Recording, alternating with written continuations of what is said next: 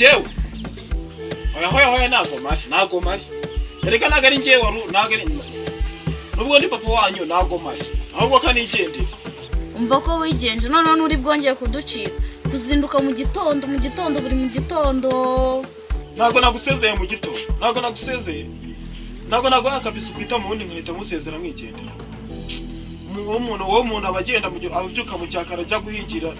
guhigira iyo korali byo kurya sungu simvuye kwiseta simbuza ikiyende nako guhinga kwa nyirano dabari bari bamaye ndakabuze ahubwo kanze nongere nigendere rwose nago nakirirwa muri bano bana bande bagurya nani igihumbi cy'agahunga nzira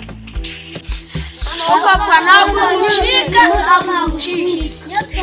reka gukurukana mu muhanda turagufata